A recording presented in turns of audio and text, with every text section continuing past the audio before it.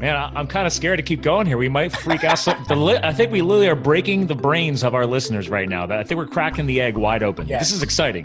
Because you're blowing my mind right now. All right. One more shock. Okay, I can take it. Come on.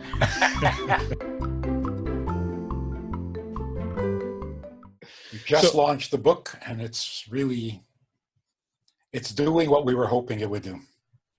Well, let's dig into that. So, what were you hoping it would do? It would enlighten people to something that sounds like, the kind of thing where, like, why didn't I think of that? In other words, once you hear it, it seems so logical and sensible. You think, why didn't I think of that? Or why didn't anybody tell me this before? It's interesting you bring that up because I was literally hanging out with some friends a few nights back, and I'm not going to speak about them as individuals, but I'll tell you, they're not in the happiest of phases of their relationship. I'll just go ahead and throw that out there. And they've obviously been together longer than my fiance and myself. And I as a close friend, it's an awkward conversation. I'll throw it out there. Like, how do you approach these things? I mean, obviously we care about our friends, our family, our relationships, and I'm not the professional. So I want to lend an ear. But at the same point, I'm like, you guys might want to go talk to somebody because intimacy is no joke and it does take work. I don't know. How would you speak to that as far as the work around intimacy, since obviously your book is called The Joy of Intimacy? I hope it doesn't take work. I think intimacy should come naturally, but it does take some wisdom. So with wisdom, most people casually throw out there that wisdom takes time, right? Takes years, takes life experience. Would you agree or disagree with that? Because I've also met some pretty wise young people too. Yeah, I mean, if you want to reinvent the wheel, it'll take you forever. But you don't need to reinvent the wheel. The wisdom is there. It's available. It just hasn't been passed on. And that's a crime. That's a crime against humanity. Well, I would agree because I love the fact you're talking about recreating the wheel, because when I was in the big business space, big corporate space before I became an entrepreneur, everybody was like, man, we got to overhaul this. We have to redesign it. And if you dug deep enough, you weren't really necessarily overhauling and redesigning, so to speak. You didn't recreate the wheel, as you kind of hinted. All we did was find a better way to apply it and utilize it. And then obviously wrap a whole bunch of nice, flashy sales and marketing promotion around it, and everybody thinks it's something new and exciting. Well, look, since the 60s, we've been experimenting with everything. We don't trust the past. We don't benefit from the past. We're reinventing everything, and we're paying a terrible price. There's 4,000 years of wisdom available. How do you ignore that? How do you just dismiss that as if nobody ever learned anything that we can benefit from, that we can use? That's really sad.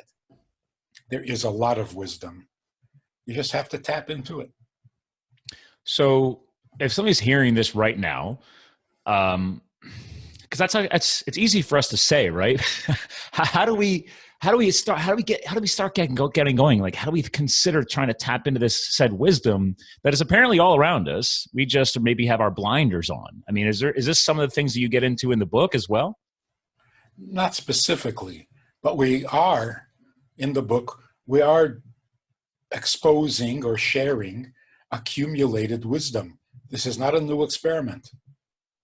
Intimacy is one of the oldest things on the planet. We don't need to experiment. We've been there. We've tried everything. The results are in.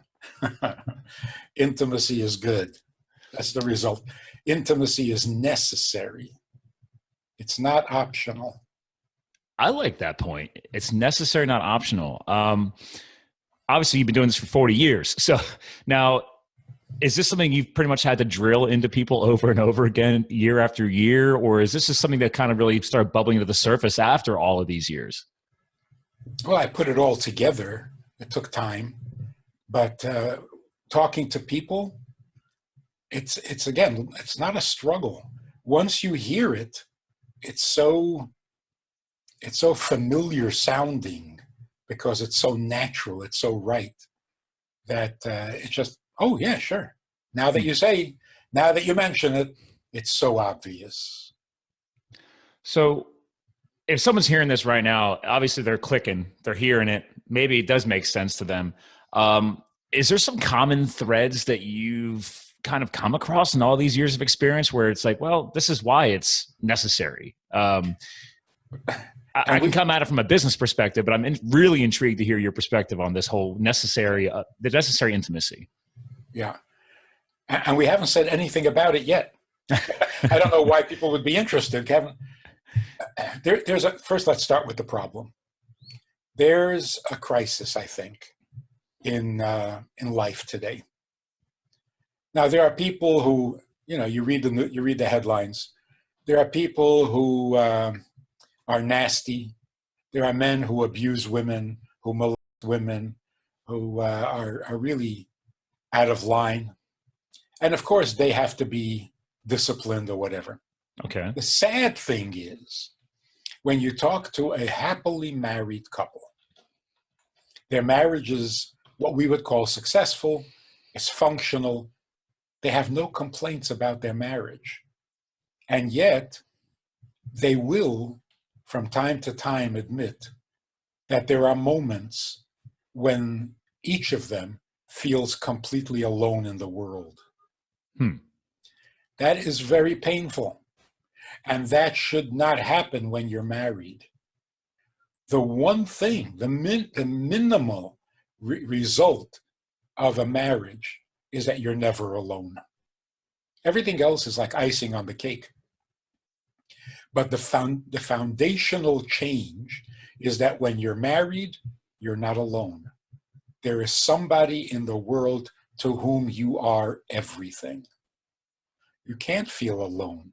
Even if you're separated by an ocean, you may be lonely, but you're not alone. So when people say, in a good marriage, I feel alone, the only explanation is you have a functional marriage, you have a loving relationship, but you have not achieved intimacy. What if they thought they had intimacy? And then is that a thing? Like, I mean, people say, oh, when my intimacy fell away. Because the way I'm hearing it from you is it almost sounds like, well, maybe you actually never reached that true depth of intimacy that you thought you had. That's what I'm hearing. Am I hearing that right? Very likely, very likely. People assume that if you're physical, if you're sexual, you're being intimate. Yes, that should be true. It really should be true. Sexuality should be intimacy. Mm-hmm. Unfortunately, we've ruined it. We've turned sex into a recreational thing, into an option. You have sex when you feel like it, with whom you feel like, whenever. And then you're disappointed that it doesn't produce an intimate bond. Well, make up your mind. I can actually speak to that.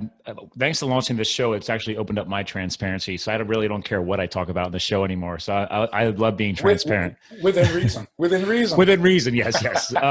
But I've talked about a couple times in the past how, and I told you before we started recording, I was a wildland firefighter for a couple of years. And I look back now, and that was 2010 and 2011. I was in my early 30s. And I said, I think I was kind of going through a period of finding myself. So I'm an adrenaline junkie. I love to take risks. But up until that point in my life, I still had never really been in a hardcore, serious relationship. I used to brag about myself being the bachelor, right? And clearly lacking intimacy in my life. And I look back now and it's like, man, what were you thinking? And whereas now I'm in a serious relationship of 4 years now, and we're now engaged to be married. And then we actually are planning our wedding for next spring, March of 2019. And it's just weird for me to even talk like this. And it's the only reason why this is even happening too is because I had to do a lot of self-work to find the ability to get more vulnerable, is what I've learned through the self-work I was doing a couple of years ago. Do you feel that's a big part of this intimacy piece, is not just the two-way intimacy, but obviously that personal intimacy? There are a few words, I think, that we throw around a lot and we're not sure what it means. like intimacy, vulnerability, love, even sex. We don't know what it is. No. We talk about it endlessly. We're not even sure what it is. Like, for example, if I were to say, sex is really not a human need. It's a pleasure, like chocolate. You can't argue that you need chocolate, but you love it. You always want some chocolate. Some people, most people. But you can't say it's important or necessary. And perhaps that's why it's never satisfied. You can't satisfy something that isn't really a need. Because if you don't really need it, how do you satisfy it? It's like junk food, right? Real food, you eat it, you're satisfied. How many sandwiches can you eat? But junk food, never satisfied, because you never needed it in the first place. It was only there for pleasure. When have you had enough pleasure? I think that ties to the short-term mindset versus the long-term mindset. Like, that's what I'm hearing from you, is obviously the junk food will give you that short-term reward, but really sustainability of the body, the energy you need, the fuel to fuel the body, you're not getting the necessary mineral and nutrient density, right, for life. So that's why you're not fulfilling yourself, because that's not actually giving you what you needed. Exactly. So it doesn't satisfy your need, so you're disappointed in it. And on the other hand, at the same time, your need is not satisfied. You're still hungry, undernourished. So that's a difference between sex and intimacy. Sex is like junk food to the body. You'll never have enough, and you'll never be satisfied, because there's no need. But intimacy, which means a true bond with another human being, so that you are not just you anymore, that's a human need. If we don't have that, we're missing some piece of life. We're trying to fool Mother Nature. That's a real need. So when you achieve intimacy, you do satisfy a real need, and you reach a certain contentment that you never get with sex. Interesting. So I started wording something once I got through that self-work period and tried to get myself, I guess, more intimate to myself, if I'm saying that the right way in your frame of experience, but the whole vulnerability, right? And the reason why I'm mentioning this, because my fiance I'm with now, she actually broke up with me for about a good 3 months, a couple of years back, because she felt she was my walls were still so high. I wasn't allowing that two-way, maybe it was intimacy, right? Maybe everything we had up until that point was surface level. Sex obviously was there. And I think a lot of people in relationships, now that I'm literally talking about this with you right now, is we feel that, well, if the sex is great, things will grow with it. And I guess there's not really a lot of truth to that. It depends on the situation, right? Because if you're just fulfilling a relationship based on that surface level reward of physical activity and never allowing that mental connection, that heartful connection, that's what I'm hearing from you, is that you're probably not going to have a long lasting relationship or anything of real true depth or really fulfilling that need versus a want. That's what I'm hearing anyway.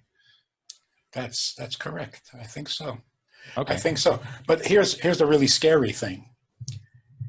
If you marry someone, let's say you marry a woman because you love her, are you married to her or are you married to the love? Oh. Yeah, that's scary. That'll break your mind open there a little bit. Right. Think of it this way. A man says, I love everything about my wife.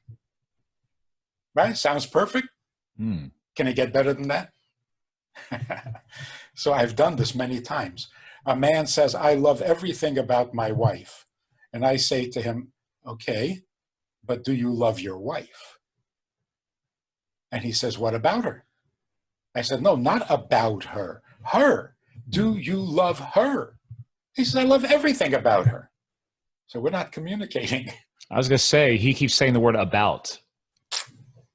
So said, what do you mean by that? Because obviously, is that the key word that you guys are not coming together on, that about thing that he keeps stating? That's the intimate part. The intimate part means just me and you, not about anything. Just me and you. In other words, do I need you in my life? And you say, well, what for? No. I'm not looking for something. I want to know if I belong in your life. Well, what are you good for? No, you see, if I marry you for your money, I'm not marrying you. I'm marrying the money. You just happen to come along with the money.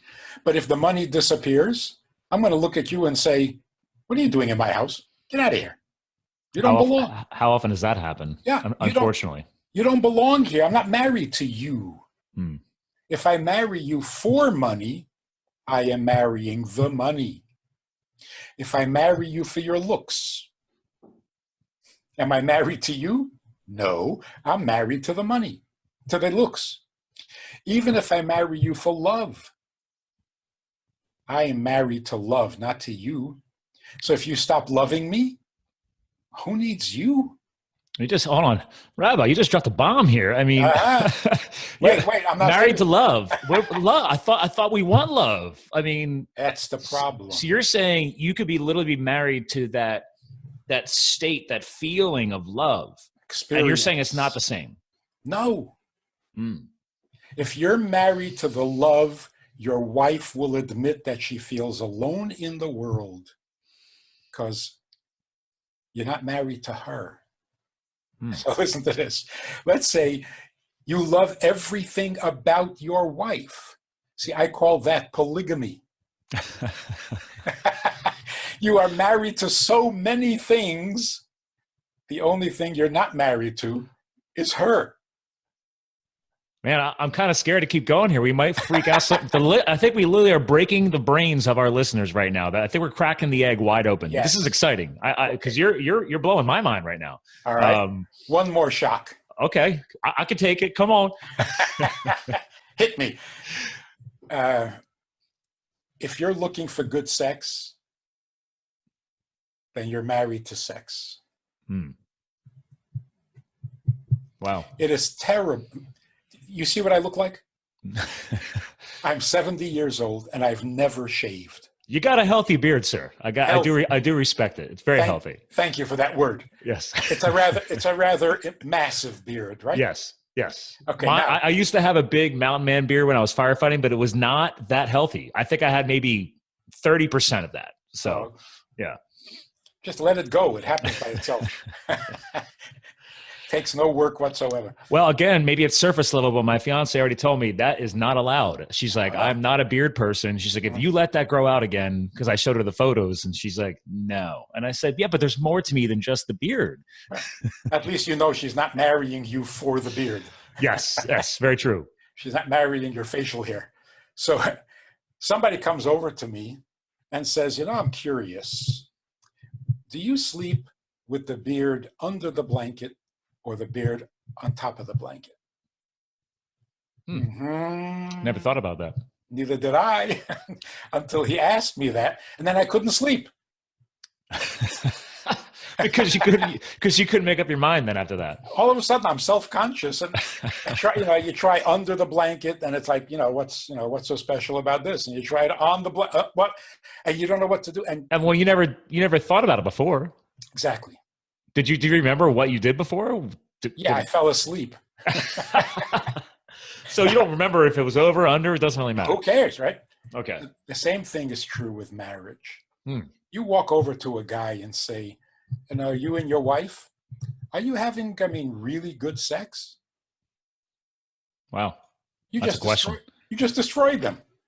Yeah. How is he supposed to answer that? Like socially, very awkwardly. Compared to what? Right. Like, what do you mean by that question? How do you define? That? Yeah.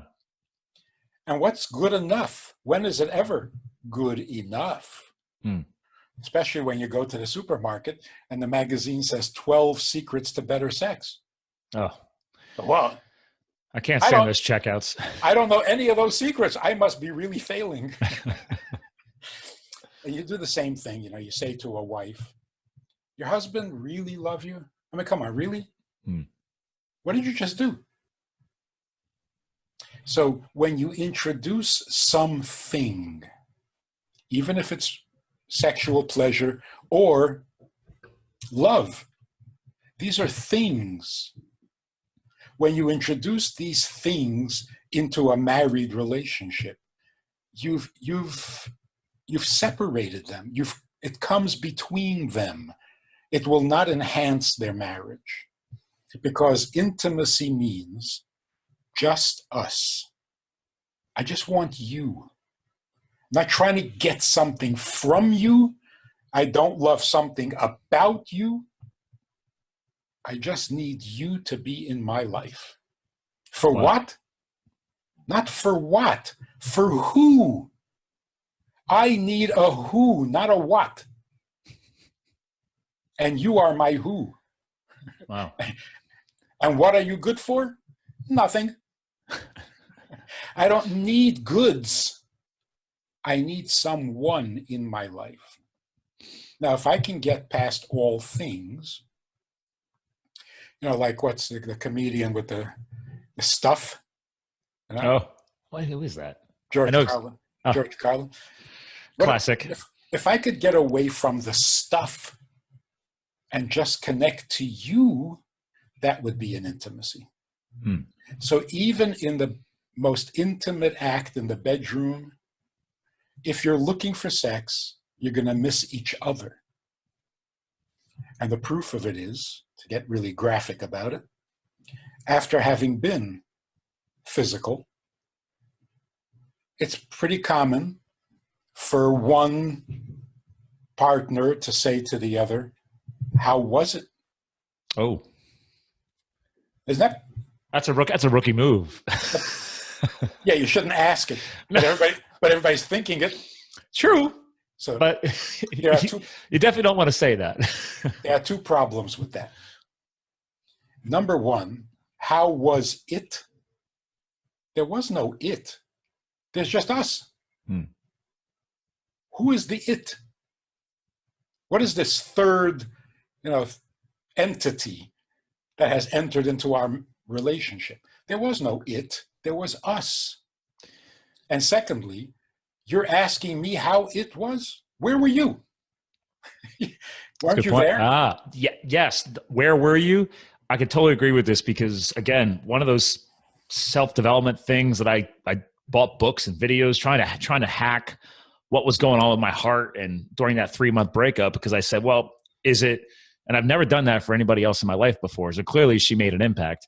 And I said, well, during that process, I realized, okay, maybe we're supposed to be broken up, and this wasn't supposed to be. But I also realized, well, was I even giving her a chance? And not just her a chance, but was I giving myself the opportunity to grow with somebody else or let somebody in that deep? And for the longest time, I justified my single life by stating, well, I believe that a relationship or a love in your life should be the bonus or the sprinkles on the, I'm a health nut, I don't eat donuts, whatever. Sprinkles on the donut, the icing on the cake, whatever. But the point is I said, I shouldn't have to require somebody in my relationship. But now I'm hearing it differently from you, right? I think we should require or need that deep, deep level of connectivity, intimacy, and true love. So maybe what I was saying all this time is even more inaccurate now that I'm talking to you today.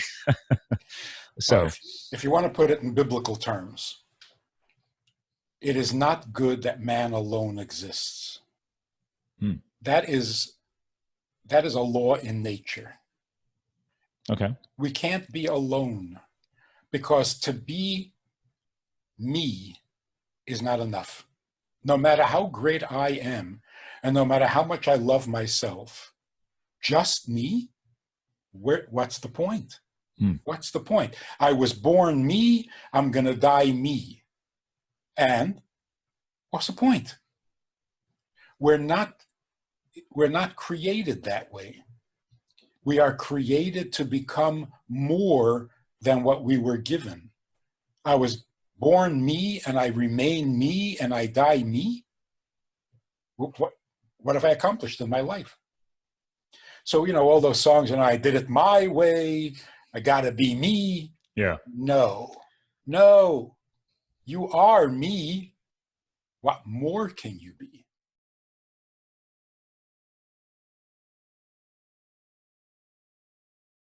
If you enjoyed this conversation or this topic and you're looking for more information, or you want to hear it again from another angle, there's a way to do that.